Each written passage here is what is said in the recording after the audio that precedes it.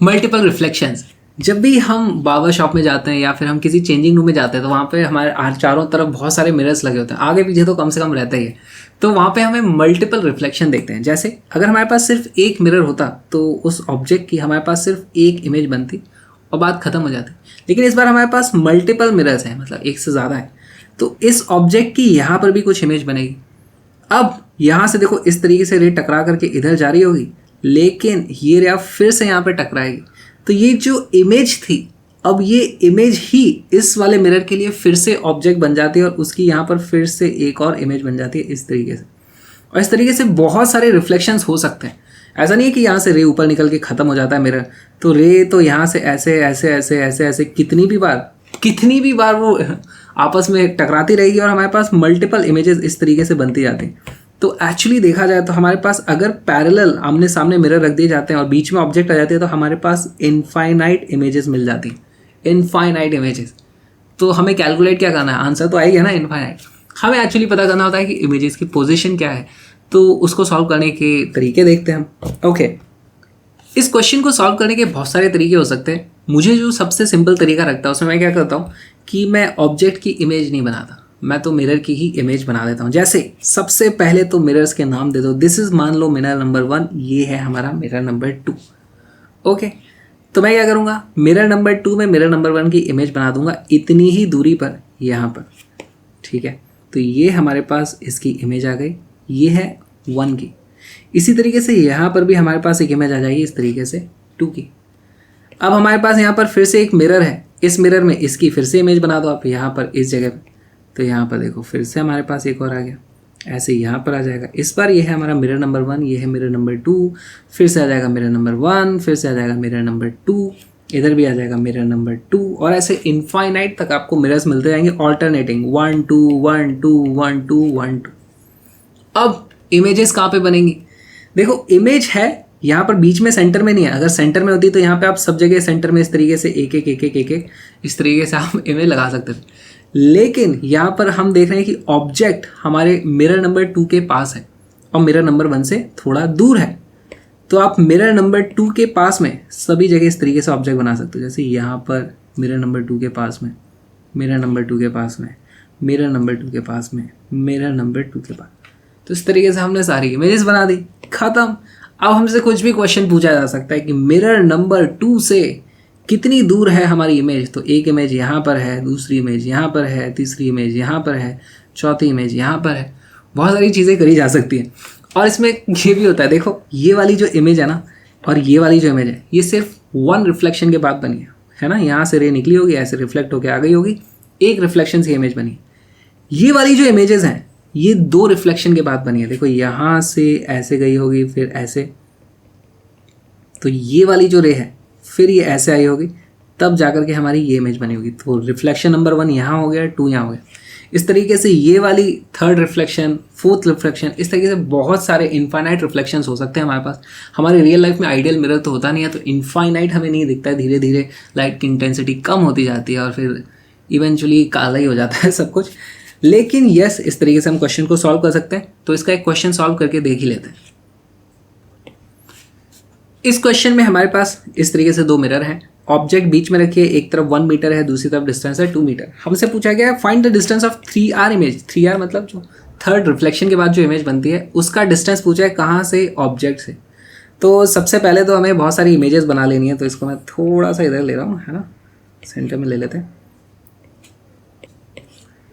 सबसे पहले मैं मिरर्स को नंबरिंग कर दूंगा। ये है मेरा मिरर नंबर 1, ये है मेरा मिरर नंबर 2। अब मैं मिरर्स की इमेज बना दूंगा। दोनों के बीच में देखो यहाँ पर हमारे पास 3 मीटर का डिफरेंस है, तो 3-3 मीटर के डिफरेंस पे आप इस तरीके से बहुत सारे मिरर्स बना दो। ठीक है, अगर ये था मिरर नंबर 2 तो इसने 1 की इमेज बनाई होगी। यहाँ पर ये हो जाता है हमारा मिरर नंबर 1, फिर से आ जाएगी 2, फिर आ जाएगा 1, इसी तरीके से यहाँ 2 1 2, इस तरीके से हमारे सारे मिरर्स आ गए। अब हमें इमेज बनानी है ऑब्जेक्ट की। तो ऑब्जेक्ट देखो मिरर नंबर 2 के पास है, 2 के पास है कितना, 1 मीटर के डिस्टेंस पे। तो यहाँ पर भी 1 मीटर के डिस्टेंस पे हमारे पास एक इमेज आ जाने वाली है। इसी तरीके से यहाँ पर 2 देखो, एक और 2 है यहाँ पर, है ना, 2 के पास होनी चाहिए। तो यहाँ पर और यहाँ पर फिर से हमारे पास इमेज आ गई। सिमिलरली यहाँ पर भी देखो 2 है, 2 के पास होगी तो यहाँ पर और यहाँ पर और यहाँ पर इमेज आ जाएगी। इसी तरीके से यहाँ पर आ गई, एक यहाँ पर भी आएगी। इस तरीके से हमारी सारी इमेजेस आ गई। इसमें से 3R इमेज कौन सी है? ये वाली इमेज फर्स्ट रिफ्लेक्शन वाली है, ये भी फर्स्ट रिफ्लेक्शन वाली है, ये वाली सेकंड रिफ्लेक्शन वाली है, और ये वाली थर्ड रिफ्लेक्शन वाली है। तो हमें ये वाली इमेज और ये वाली इमेज, इनका डिस्टेंस पता करना है। डिस्टेंस कहाँ से पता करना है? ऑब्जेक्ट से। तो ऑब्जेक्ट से ये वाला डिस्टेंस कितना होगा? देखो ये डिस्टेंस था 2, 2 के बाद ऐड करो 3, फिर ऐड करो 3, कितना हो गया? 3 3 6 7 8 और ये 9 10।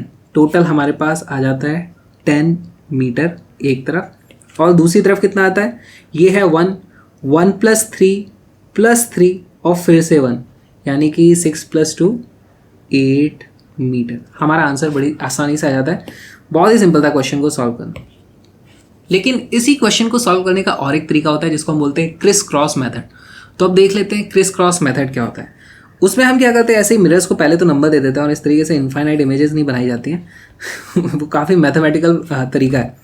हम लिख देंगे यहाँ पर M1 एंड M2। अब हमें देखना है कि मिरर नंबर 1 में फर्स्ट इमेज कितनी दूरी पे बनी है। देखो ये है हमारा मिरर नंबर 1, इसमें जो फर्स्ट इमेज बनी है वो ऑब्वियसली इतनी दूरी पे बनी होगी, जो डिस्टेंस है 2 मीटर। तो यहाँ पे हम लिख देंगे 2 मीटर।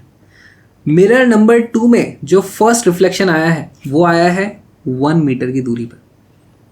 अब हमारे पास देखो इस मिरर नंबर 1 के लिए, है ना, मिरर नंबर 1 के लिए अब ये वाली जो इमेज है वो नई ऑब्जेक्ट बन गई है। तो इसका डिस्टेंस कितना हो जाता है?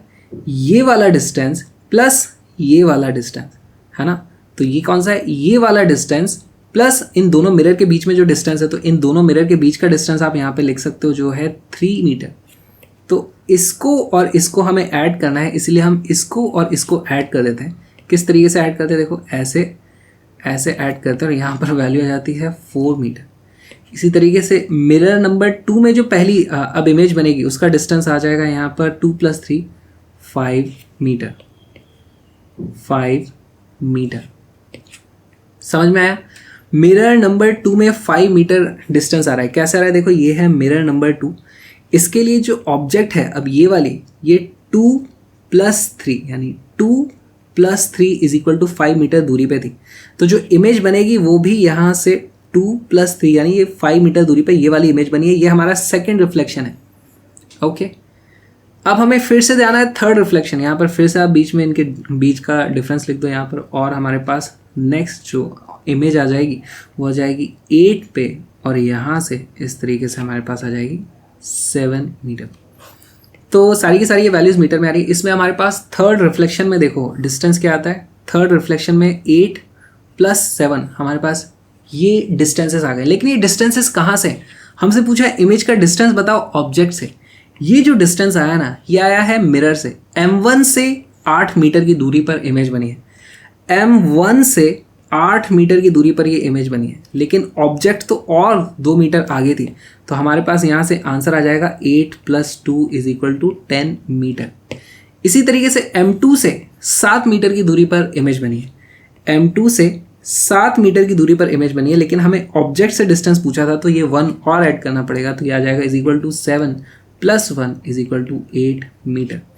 तो दोनों ही तरीके से सेम आंसर आता है। इसको क्रिस क्रॉस मेथड बोला जाता है, इसको तो पता नहीं कौन सा मेथड बोला जाता है। एक और क्वेश्चन सॉल्व करते हैं। ये भी बहुत ही इंटरेस्टिंग क्वेश्चन है। हमारे पास यहाँ पर 2 इस तरीके से पैरेलल मिरर्स हैं और बीच में एक ऑब्जेक्ट रखी हुई है। अब इस ऑब्जेक्ट से कुछ रेज निकलेंगी, इस तरीके से रिफ्लेक्ट होंगी और हमारे पास यहाँ पर इमेज बन जाएगी। लेकिन ये जो रिफ्लेक्टेड रेज हैं ये कभी भी इस दूसरे मिरर के ऊपर इंसिडेंट नहीं हो पा रही है। तो ये जो हमारी इमेज बनी है ये इस मिरर के लिए कभी ऑब्जेक्ट की तरह बन नहीं पाएगी। तो हमारे पास एक एक इमेज बनने वाली है यहाँ पर। जैसे एक इमेज यहाँ पे बन जाएगी, दूसरी इमेज यहाँ पे बन जाएगी। लेकिन अगर मान लो यहाँ से कोई रे इस तरीके से गई और टकरा के वापस इधर आ गई, और फिर ये टकरा के इधर आ गई, और फिर टकरा के इधर उधर होने लगे, तो फिर से हमारे पास इनफाइनाइट इमेजेस बन सकती हैं। तो इसका एक्चुअली अच्छा डायग्राम हमें ये बनाना चाहिए जहाँ पे हम क्लियरली ये वाला गैप दिखाएं। अब देखो क्लियर हो गया कि यहाँ से अगर कोई भी रे इस डायरेक्शन में गई है तो वो कभी भी दूसरे मिरर पर इंसिडेंट नहीं हो सकती। और इस क्वेश्चन में इमेजेस कितनी बन रही है? देखो इस क्वेश्चन में हम बोल सकते हैं पहली इमेज तो हमारी यहाँ पे बन जाएगी, पहली दूसरी तो क्या होता है, इमेज तो सारी एक साथ ही बनती है। तो ये I2 हो गई, ये I1 हो गई, हमारे पास 2 इमेजेस बनी है। और इस केस में हम बोल देंगे कि इस केस में हमारे पास इनफाइनाइट इमेजेस बनी होंगी। अच्छा, और एक चीज़, ये बहुत ही इंटरेस्टिंग सवाल है, इसमें इमेजेस 2 बन रही है लेकिन एक बार में हमें एक ही इमेज दिखेगी, क्यों? या तो मान लो मैं इस जगह कहीं पे इस पूरे एरिया में खड़ा हूँ, इस पूरे एरिया में मुझे सिर्फ इस I2 से आती हुई रेज ही दिखाई दे सकती हैं, या फिर मैं इस वाले एरिया में खड़ा हूँगा और इस वाले एरिया में मुझे सिर्फ ये I1 से आती हुई रेज ही दिखाई दे सकती हैं। तो मुझे at any given point of time या तो I2 दिख रही होगी या I1 दिख रही होगी, दोनों एक साथ दिखाई नहीं देंगी।